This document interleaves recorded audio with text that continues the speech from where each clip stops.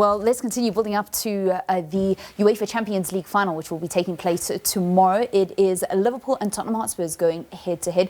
Your money is on Spurs to win 2-0. And you say there's a little bit of a grudge still there, having been a true Everton man against Liverpool. But they've been incredibly impressive this season, haven't they? Yeah, definitely. They had an unbelievable season, you know, finishing second with 92 points. I mean, I've never seen it happen, and obviously getting to a final, you know, it's an unbelievable season for them. What does it take to play in England? Courage and hard work and self-belief. I'm sure that's the question that a lot of the youngsters that you work with, not only with your Westbury program, but with all the programs that you are a part of throughout Africa, the boys come to you. What do you feel is the most important bit of advice that you want to give to those youngsters? I'll just say to them, you know, believe in yourself. You know, there's a long way to go, and sometimes you'll get knocks along the way, but just keep on pushing and, you know, believe that God will open the doors that are closed. Yeah. What is the kind of work that they need to be doing? Because we often hear it like, work hard, and then sometimes the boys are like, but I'm working hard, I'm just not getting anywhere or getting better. It's not only about working hard. I mean, discipline. You must know when to sleep, what to eat, listen to people that give you advice. Your parents, they're the first people that will tell you honest opinions about you. So, you know, and take it on the chin and move on, you know, and learn from that.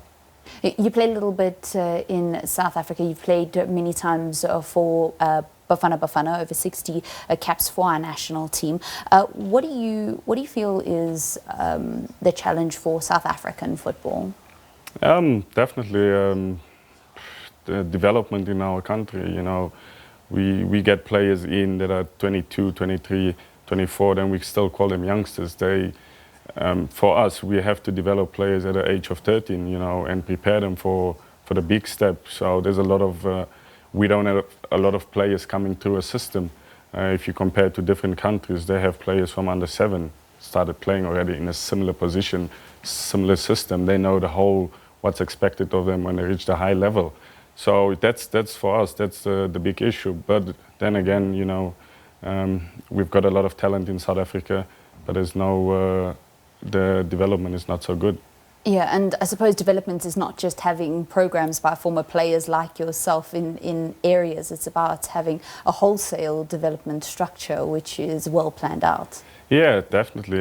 If you look at Holland, they've got a system in place. All the teams, they use the same formula from under 9s to develop players, and we don't have it. And if you look now at, for example, with Ajax, there's a lot of young players in that team. Most of them are 21, some of them are even 18. You know, that's where the development comes from. You put all your money in the youth, and it will pay off later. Banyana are going to be competing at the Africa Cup of Nations in Egypt. How do you rate their chances? They're in a tough group, but I know the manager.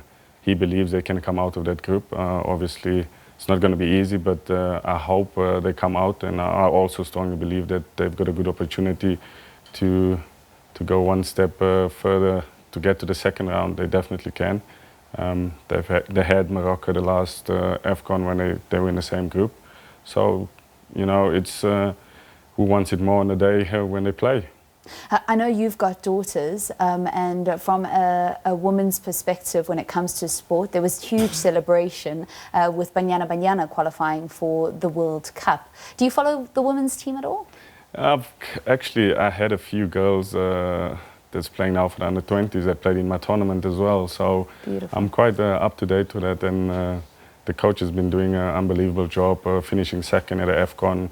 To get to the World Cup, it's a great achievement, and I hope they can go in and just enjoy the whole experience of being at a World Cup for the first time.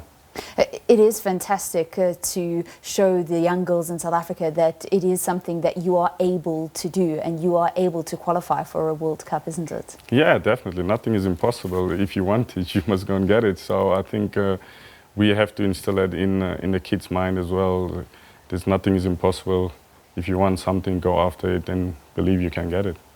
And do you believe it's important that we develop both boys and girls equally when it comes to soccer? You mentioned that a couple of your girls are playing for the national under-20 team, so it seems as if your focus is split between both genders. Yeah, football is a world sport, and everyone's got a right to play it. And I think we need to develop them equally, give everyone the same opportunity. I know a lot of people. The women's soccer is coming in now, it's getting bigger and bigger, so that's only good for everyone that's involved in it. Lovely stuff, Stephen. Thank you very much. Our trivia question, as I mentioned, was about you. Over 60 caps for Bafana Bafana. How many goals? That was the question this morning. So we're going to look there and we're going to take a look at what people had to guess. So our trivia question today, how many goals does Stephen Pienaar score for Bafana Bafana? And we asked you to get involved on Twitter at Morning Live SABC. And here's what you had to say. And Stephen will give you the right answer.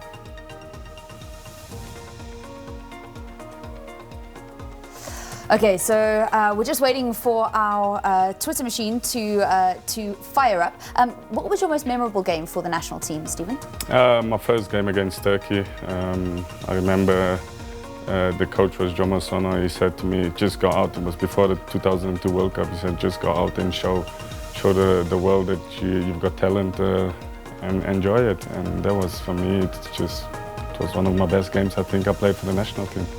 One of your best games that you played for the national team. You did so much with the South African national team. And here's what people had to say regarding the goals that you scored. Pienaar scored 5 goals for Bafana Bafana. Obviously, he was a winger, so he was mainly setting up the goals and ensuring that the strike force did actually have the material to work with in front of goal. Bexon, is that right? No, that's wrong. Okay, no. And Sako says 3. I think that's correct. I think that's correct. Have we got another one? Clever Ndoro, 3 goals. Correct. And I think we can say lucky number 3, Clever. Well done. Thanks to everybody that got involved in our sports trivia. And Stephen, thank you so much to you. Enjoy tomorrow evening. It sounds like it's going to be such a party. It's at Kailami, right? Yes, it's at Kailami. Thanks for having me.